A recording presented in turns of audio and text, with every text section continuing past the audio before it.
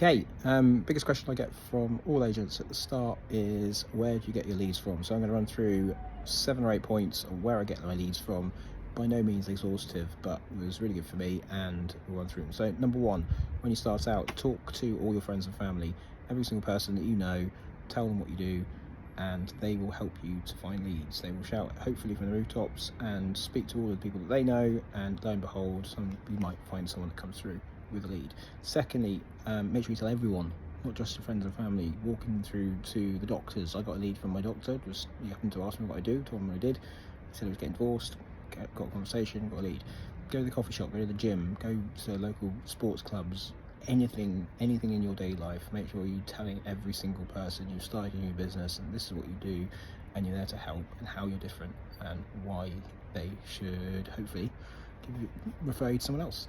Thirdly, direct mail. Now, it sounds a bit old school, especially in the digital age. However, I have had in excess of 70 grand's worth of business out of mail.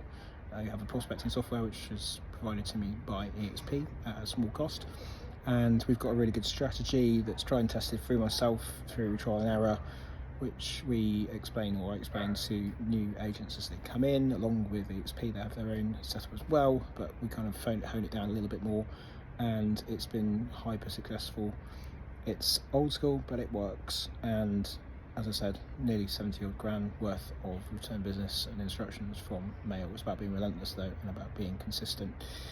Next one everyone thinks, social media. Again, it's about consistency. This is not the silver bullet, and it's not going to happen overnight. Some people do a bit of social media and think, oh, where's my leads? It's not. You've got to take time. You've got to invest that time into creating your content. I'm no social media guru, but I've spent the last 2 years gradually getting better at it, and you need to make sure you're posting on all platforms. The one I don't use is TikTok. Maybe I should get into that as well, but Facebook has been really good for me, especially the local groups. I've got mums groups at the moment in Earlsfield that have got in excess of 15 to 20,000 members on that group. You start posting on those, doing local sort of, let's say, catalogue stuff, or I did a coffee shop series where I walked through every coffee shop every morning, got a different coffee, a different place, reviewed it, posted that up, and I get engagement from it. Did I get a listing? No, I didn't, but it started to put my name out there, and over time, the more you do, the more people see it. I've just had a listing from social media off Earlsfield local group, posted up a video of something which I'd sold in a week. It then was seen by someone else who was thinking about selling, and they have now contacted me. I've done the valuation, and we should get that on next week, and that's circa 10 to 12,000 pounds worth of fees, and it's amazing. The one thing with social media which is great is it gets in people's living rooms, it gets in front of them. It's not just like let's say Rightmove and Zoopla, because that's only when people are engaging with looking now, but you get to actually be on their phone, they're watching TV, and they might pop up in their lead. Next one, new buyers, and working giving them the best possible service that you can. They might be selling something, they might not be, you never know, but at some point they will, and if they'll remember you, they'll come to you if they thought you were better than most of the other people that they were dealing with. Get lots of listings that way with people that have kind of, let's say, been very impressed with what they've received in terms of service, and then they go and say, well, actually, I've got this, or my mum's got this, or my dad's got this, or my friend's selling it, it's his place and can't sell it. So lots of things to do in that respect. Number 6, networking. I'm a member of BNI Group in South Kensington, which is absolutely fantastic. Yes, it was a bit expensive, but it was an investment in me, and it's paid off in spades. I have a really good, solid network of people now, not that we're referring and getting business from necessarily from people in the room, but from their extended network. You're educating people in that room to then go out on their day-to-day lives and find listings for you. It's brilliant. BNI highly recommend it. But also there are other networking groups. I was invited to a lunch in the city with a bunch of different people. Ended up getting a £2.5 million house from that. Not straight away. I met him, talked to him on a normal level, and then followed up, and it's all about the follow-up. And that's a point about leads, follow-up. Make sure that you're consistently checking what's going on. I just got a listing, or a potential valuation, not a potential valuation, a valuation, potential listing from someone who I met 3.5 months ago, and I've constantly chased them, and it's just batch basis, that's standard.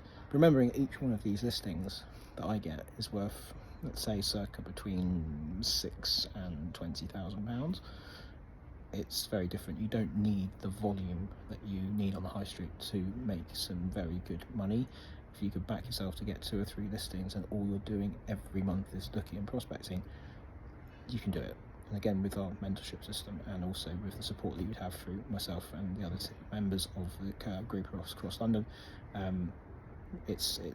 we've walked the path, so we can get you there quicker. That goes on to my next point, is making sure that you've got and you join a good network or a good KOAG group.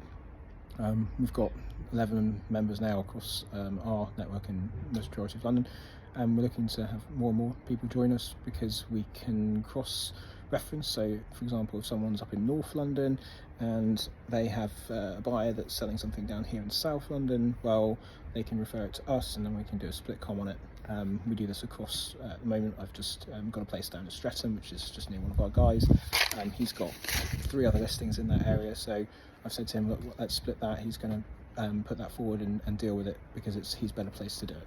And that's really important because we're starting to help each other by referring business. And then finally is, which I do last as well because it's something which costs money, but it's sponsorship and advertising. Some people pile into it straight away doing Facebook ads and all that kind of stuff. I haven't paid a penny in ads. I have paid money to sponsor my local school, 2 of them, with board campaigns for their summer fetes and Christmas and various other things.